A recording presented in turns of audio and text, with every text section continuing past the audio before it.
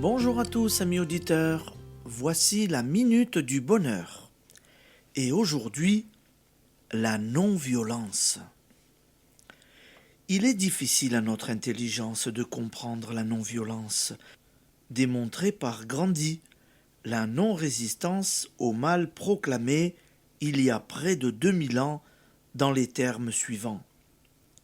Je vous dis de ne pas résister aux méchants.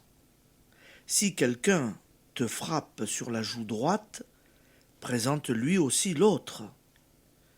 Si ces paroles du Christ sur la montagne étaient observées, le monde vivrait en paix, et nul ne serait lésé, car ces paroles affirment une loi inéluctable, et elles ne passeront point.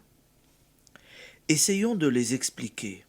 Résister au méchant, c'est admettre que le méchant est, que la méchanceté existe. C'est lui donner vie de toute la puissance de notre pensée créatrice.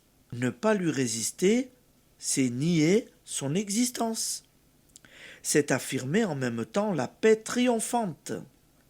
C'est vivre sur le plan de l'esprit, sur le plan divin, qui est paix sur la terre aux hommes de bonne volonté. Présenter l'autre joue, c'est passer du négatif au positif. C'est aussi passer du négatif au positif que d'aimer notre ennemi, ainsi qu'il nous est ordonné. Il nous est demandé d'être parfaits, afin de jouer parfaitement notre partie, celle qui a été confiée à l'homme dans l'immense création. Assez de dissonance, jouons juste, en suivant la partition harmonieuse qui nous a été imposée. Vous ne vous sentez pas capable de cette perfection? Il ne vous est rien demandé qui vous soit impossible, puisque l'esprit en vous est parfait. Donnez-lui seulement le pas sur les déductions falottes de l'intellect humain. Il n'y a pas donc d'accommodement à chercher avec le ciel. On ne saurait trouver sans mauvaise foi dans l'enseignement que le Christ est venu apporter sur la terre, quoi que ce soit qui justifie un esprit belliqueux. L'histoire nous parle de guerres saintes.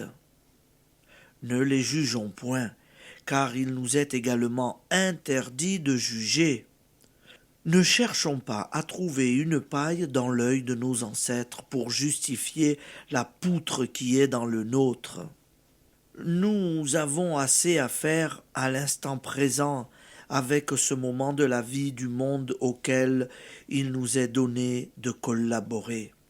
Nous en sommes responsables.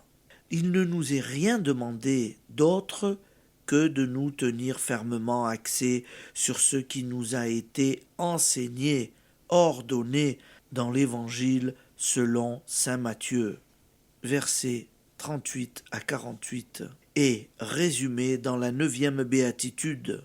Heureux les artisans de la paix, ils seront appelés fils de Dieu. Application.